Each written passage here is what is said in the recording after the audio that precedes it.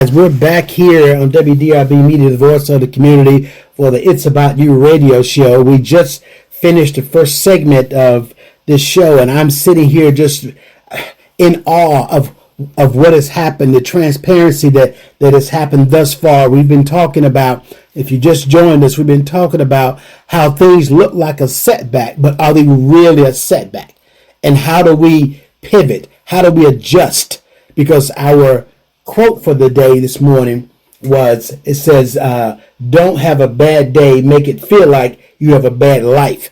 And so sometimes we get caught up in those feelings. And my guest here was sharing her story, Miss Phyllis Massenberg. She was sharing her story about how she had failed the exam for law school twice, by so close. But then during that time, God pivoted her. The Spirit pivoted her to a new place. She wanted to be in education, and she has been in education. And as a matter of fact, if you would, Phyllis, tell us about how you've helped use your education with the senior citizens. Okay.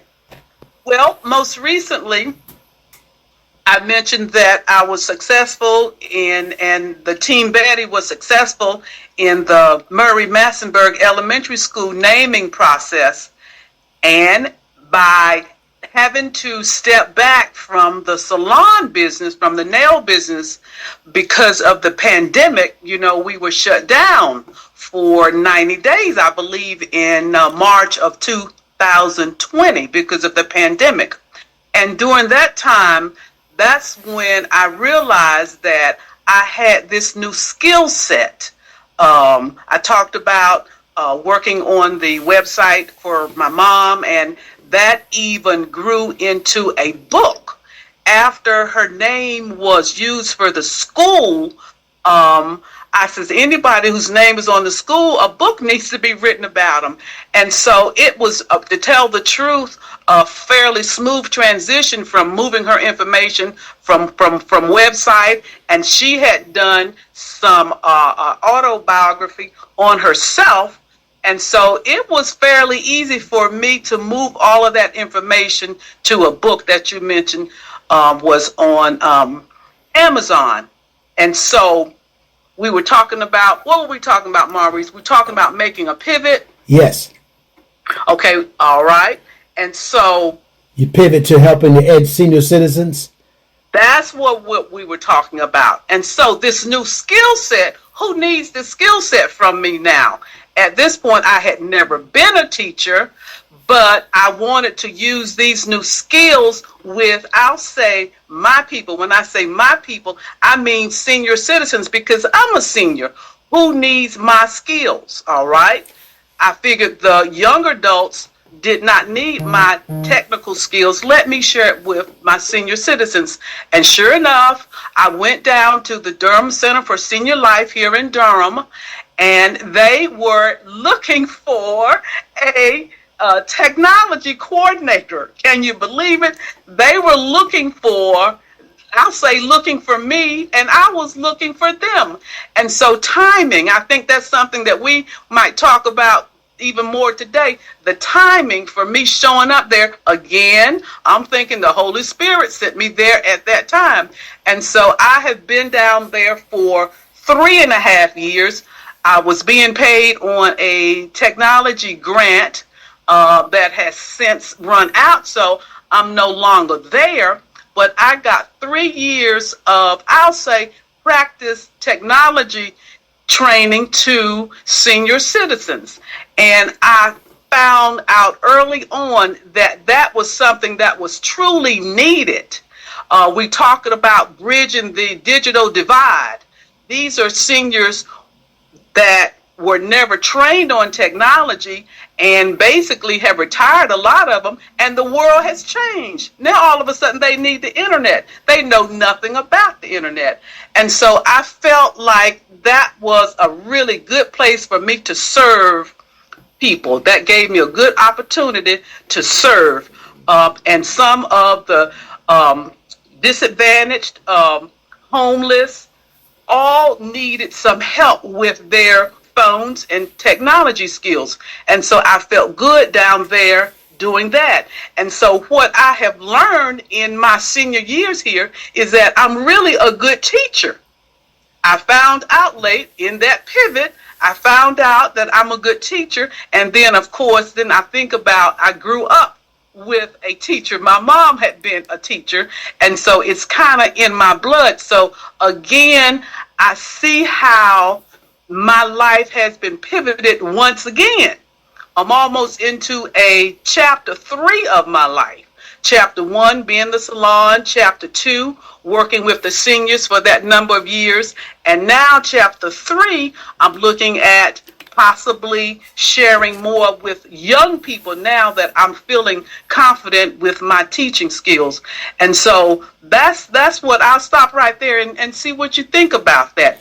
Again, timing. One thing has kind of led me to the other, but I've been building on what I had been doing previously. And so it's like it helps me move forward, because what I know is we are supposed to constantly move forward in one way or another. Absolutely. Listen, and here's the beautiful part about this. Timing. Timing is every single thing. I say this. I say God's timing. Look, timing works whether you're shooting a jump shot, if you're shooting pool, or God's timing. All of it is important. If you're off rhythm, you're not where you're supposed to be, then success won't be there for you. And I appreciate the fact that here you were, didn't have the comfort level of the e-learning yourself, and now you've gotten to a point of developing a website, writing the ebook that you have, all the things, now teaching 5 years later, ready to take. It is just like the Creator to take something that He puts in you. You may not believe you are able to do it, but He can take you from glory to glory, take you to another level. And now you've been teaching these young people, the seniors who were afraid of emails, didn't know what a mouse was, didn't know social media. And now there's nothing better than an 80-year-old now got their own Facebook pages. They're doing their thing. And I imagine they were looking for you coming every day. I bet your numbers increased. Yes. Once the word got out. Connected with the world. It's about they want to engage with the world, and this is the new way people engage in the world. For an example, text messaging. They're accustomed to calling you, and you pick up your phone and you all talk and have a conversation. Well, as we know now, in most cases now, you need to text somebody before you pick up a phone and call them. And so even the etiquette has changed. Dealing with their grandchildren. They want to communicate with their grandchildren. They need these technology skills. They need to know how to text. They need to know how to email. They need to know how to do Zoom calls. And that needs to be taught, because what they share with me is, I don't have children, but the children sometimes don't have time to help them. And so therefore, that's where they needed me to come to their rescue. And so you're right. It's just been a wonderful life journey, but you have to be in tune and sensitive to where the Spirit is leading you. Sometimes you talk about you have to step back, you have to slow down and see where the Spirit is leading you, however you define Spirit for you. For me, it's the Holy Spirit. Yes. But yes, it's been a wonderful, wonderful life journey. I feel so very blessed. I must say that my health has been good, and I am trying at this point to get my fitness level even higher, because dealing with children, you're going to have to move and be active. And so that is leading me into trying to be more healthy, right. Exercise, eating properly. And so one thing just leads right to another. I've been blessed that I had the foresight, discernment to move when it was time for me to move in another direction. That is so true. And I'm so glad that here you were, a successful entrepreneur, going back to law school, and in the midst of all that, God said, nope, I want you to be an educator. I want you to do here. I got a new plan for you. And my listeners, I want you all to hear that. You too may be listening to God as well and not moving yet. Some of you, I want to encourage you, if things you've been wanting to do, you've been putting it off, you want to go back to school, you've been wanting to do this, and you've made excuses, for not doing it. It is time now for you today. Plant your flag in the ground.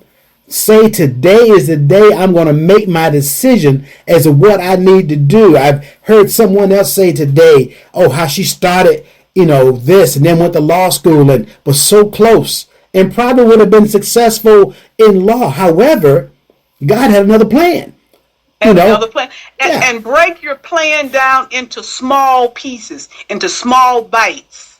Okay? We know where we want to go. We know what the goal is. Break it down into small steps. What do I need to do today to get to that point, say 5 years from now? Take it down into small steps so it won't be so overwhelming. But Make that goal and then break it down into small steps so it won't be overwhelming. What do I need to do today? And make those plans for today to get to that, I'll say, that 5-year goal. And along the way, like I say, it may be some detours. It may be a right turn, a left turn, but let the Spirit lead you. But definitely keep moving forward. Moving forward. Listen, the little steps, because you think about it, most people, the analogy of how do you eat a whole pizza, one slice at a time. You can't put the whole pizza in your mouth at one time. Even the personal pan pizzas, it's designed for one slice at a time, equally, and one bite at a time. Exactly. And as opposed to trying to accomplish all these great things at one time, sit back and listen and decide, well, wait a minute, let me see what I need to do. And sometimes you got to go to the right person, the right individuals in your life, the people you trust, the people who will have your back. I'm not talking about the negative haters. I'm not talking about negative Ned and Nancy. If I was you, old as you is, you shouldn't. If I were you, all that conversation, leave them alone. Because as Phyllis said earlier, you have to withdraw sometimes from people, not let them know your plan, not letting them, and not letting the enemy know what your plan is, because they want to derail it or talk you out of it. Oh, discourage you. Yes. Discourage you. I even had a situation with some of my family when I started on this naming the school Betty Massenburg. All of the family was not supportive of that project. And so I had to make some very difficult decisions as to how to move forward. Of course, family love is ever present, but God instructed me. I could feel it, that anything that's going to get in the way of this mission, you destroy it. You step back from it. You get away from it, because this is going to happen. And so sometimes, yes, you do have to isolate yourself. I'll say isolate yourself, or in spiritual terms, sometimes you are set apart intentionally to get a mission done. So my point is, everybody, sometimes all of your friends, all of your peers can't take that trip with you, and don't feel bad about having to step away from them or staying away from them when you know you are on purpose, when you know you're on a mission that God has you on. God had told me to make her name great. And so I didn't know what that meant, but my point is, I had to stay on his mission no matter what anybody else said about it. Yes. I had to stay on that mission, put a team together to help me do it. Thank you, Maurice, you were on that team. We got it done.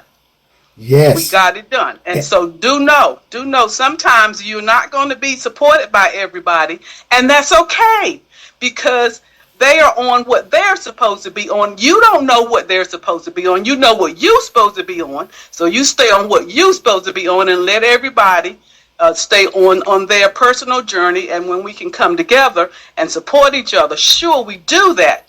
But sometimes if you have to step out there alone, step out there alone. Mm-hmm. And sometimes with that team you're talking about, I have the analogy of a football team.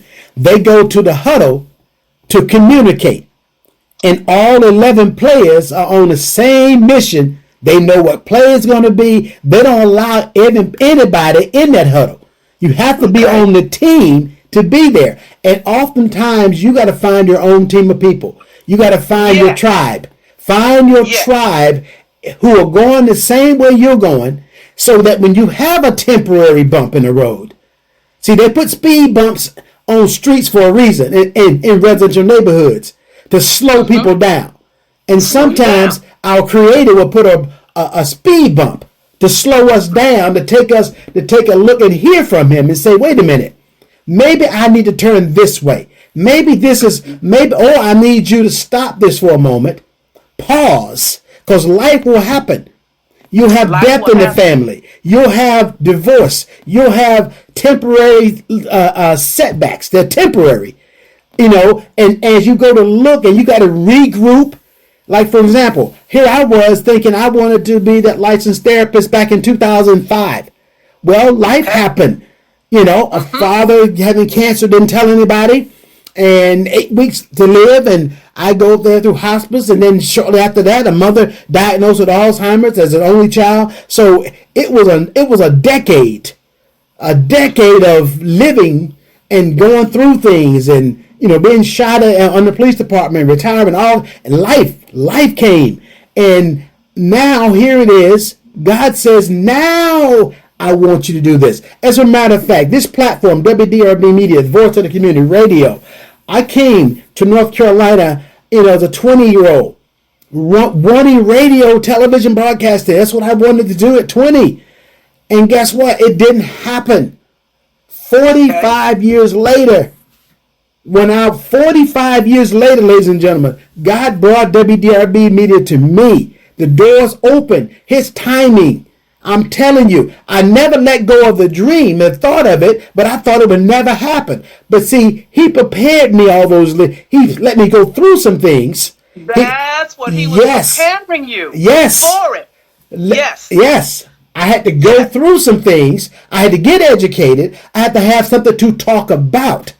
There you go. Exactly. You see, radio is an awesome thing. Radio and television, no doubt. Media, no doubt. But I will say that timing of it. Now, the thought of 40 years later, I had no clue. I had no idea. And when it came, the opportunity came, I just had to give Him praise and say, oh my gosh, look what happened. I was a 20-year-old. Now look what has happened. He brought it back to me because I never gave up in my mind. But even though I didn't think it was possible.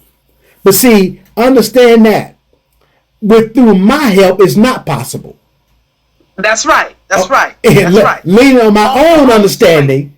On your own strength. Yeah, my own strength, it wasn't possible. It wasn't possible. No, but my Creator, it made it possible. And even now, the journey. His timing.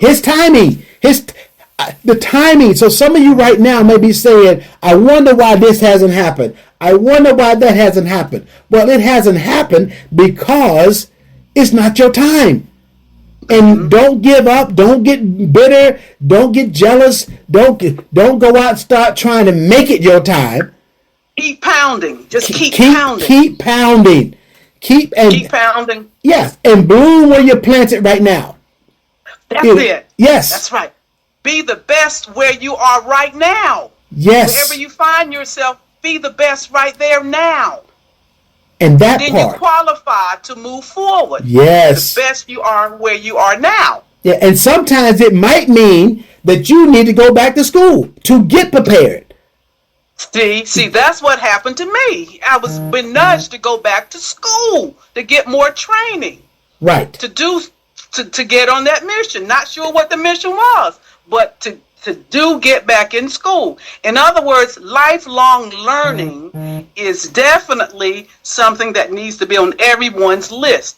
We need to constantly do some type of learning all the time, ongoing to, first of all, to exercise your brain And second of all, because the world is constantly changing. I talk about technology. That's one reason I'm really enjoying it. It keeps me engaged because it's something new every week. That's happening with technology. So lifelong learning needs to be built into everybody's schedule, no matter what your tasks are, no matter what your mission is. Definitely improve yourself. It could include reading. We see a lot of things on YouTube, TV, things that are going to edify us and give us more knowledge.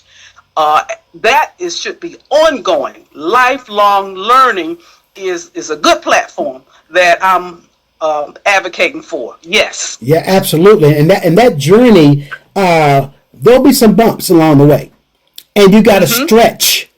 You got to stretch yourself, come out of your comfort zone. Because let me go ahead and say this now. My mentor said to me, your comfort zone is your broke zone. Okay. And when I say broke, I'm not always talking about money. But I talk about your broke zone. Some people have not been where they need to be because you have been disobedient to what you're supposed to do, what your plan was. You let somebody else sidetrack you. You let somebody talk you out of it. You got into a relationship you had no business getting in, who derailed you, so to speak. You listened to family members who told you the black sheep of the family. You ain't never been nothing. Who gonna listen to you? And you let negativity creep into your spirit and hinder you from going where you need to go. And I'm telling you today, there's always a chance to hit restart. Hit your button. Do what you have to do. I have students at the college. They're 35, 40 years old. They dropped out of school. They were incarcerated. They were on the pole. They were selling drugs. They were gang members. But they always wanted to do, and even some rich kids had money. Parents kicked them out. They got on drugs, but now they're clean. And now they come to school that first semester, and it's difficult because we stretch them. And they start talking about their past. And I always say to them, from this day forth, the past is in the rearview mirror. The windshield is larger than the rearview mirror. You look, where are you now? I want to pick the date, 3, 4 years, 2 years from now, whatever. You're going across the stage with the cap and gown on and invite all the haters. They're not coming to your graduation, but you invite them. But you got to stop dwelling on your past mistakes and realizing that now you're in a position to reposition yourself. There's a book called that, Reposition Yourself, And at the end of the day, yes, go ahead, Phyllis. Some people talk about, I'm scared. I'm scared. So I have a saying, do it scared. Do it scared. In other words, just want to reemphasize what you're talking about. Come out of your comfort level. You've got to come out of your comfort zone and move forward. And if you're afraid or hesitant, still do it. We talk about not getting caught up in our feelings. Still do it. But I will say, when I moved forward, everything I was moving forward to do, I was scared. I was scared I was going to be rejected. I was scared they were going to talk junk about my mom putting her name on the school. I was scared, but do it anyway. But the point is, what she would have told me, and I knew she would have told me this, do it scared, but be prepared. Be prepared. We talk about being in school, getting more training. Do it scared, but do it prepared and scared. I'll stop right there. Do it prepared and do it scared, but do it. Come out of your comfort zone and do it. Amen to that, because see, fear doesn't stop you from anything else. And some of you know the analogy of fear, false expectations appearing real. Okay. It's no. Fear is okay. Fear can help you to come out of. Some of you you've been cooking real good all your life. You've always wanted to have a food truck. You've always wanted some skills. You want to be an electrician. You want to be a plumber. Or you've always loved gardening. You want to be going to horticulture. At the community colleges, there's so many programs that you can go and learn how to do those things. Some of you have been fixing hair in the apartment or house for years. You know how to do hair good. Go get your license. Go back to the school and learn. And guess what? Go in the shop. Be legal with it. To be able to have your own someday. I don't know what your dream is. You know what it is. But the point of it is time for you to not to have a little temporary setback. And some of y'all been sitting there in a setback for 10 years. You know, as a matter of fact, that's a long setback. That's a long setback. Hey, we're going to take a quick break. We're not the name of that book that we mentioned earlier. The book that you've written. Okay. Betty Massenburg, A Sharecropper's Daughter. Betty Massenburg, A Sharecropper's Daughter on Amazon. And people can get that on there. Because she was a sharecropper. And it's so amazing, the story. You get a chance to you read the book a lot, guys. And listen, the fact that the matter is that the school was built on a farmland. Okay? It was a farm way back in the day. But this school is built on that land. And now she came a sharecroppers. And that's powerful. And it's on Amazon if you want to get it. Feel free to do so. But the sub caption would be from the farm to the top of Murray Massenburg Elementary School. From the farm to the top of Murray Massenburg Elementary School. Betty Massenburg, A Sharecropper's Daughter. From the farm to the top of Murray Massenburg Elementary Schools. Yes, that's the full title. Yes, and when I drive by there.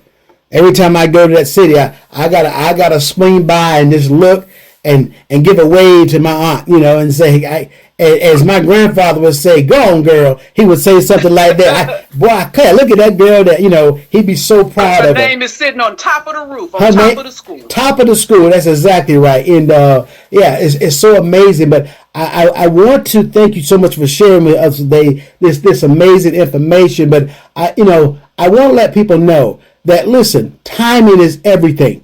We've been talking about that. And it's time to stop making excuses, getting stuck. I heard something that was a couple Sundays ago that just, I was sitting in the place of worship and it hit me. It talked about, and it fits for what we're talking about today, that many people are stuck. There's this thing that says, on your mark, get set, and you know what goes after that? Go. And many of you have been sitting on your mark, get set. You've been getting set for 10 years. You've been sitting, get set for 15 years. This is what he said. He said, when you gonna go? And here's the part. Here's the part that blessed my socks off right here. Are you ready? Here's the part. He said 2/3 of God's name is go. 2/3 of God's name is go. So you can't spell God without saying go. Okay? It's in there. So the idea of come off the bench. You've been sitting on the bench. You had a little setback. You had a pity party like I did for about a half hour, but then I had some powerful colleagues who said, boy, all right, we're going to let you be in your feelings for a minute. We're going to let you be in your feelings. I've been in the feelings. Each of them had failed an exam, and now they're both licensed. And one of them's a licensed massage therapist, has a PhD, but she's a licensed. She always wanted to do massage therapy. Now, she has a PhD, okay? You would think, oh man, PhD, you got it made. But she wanted to be a massage therapist. And oh my God, I'm gonna interview her one day. It's powerful, and she has amazing hands. And the other person who was a professional school counselor as myself, but she had failed the other test and got the same score. Passing score was 93. She got 89 twice. And so she said, I felt like giving up. But for her, it was good to continue. She passed the test last December. Now she's a licensed therapist. So my whole point is, if I've seen this, it's my gift. I got to walk in that. Phyllis's gift was to take a detour, and that detour was perfect. She was in God's alignment. It was perfect. Because everybody's passion, everybody's path is not going to be the same. But do know, get busy on your path, whatever your path is. Get busy. Get busy.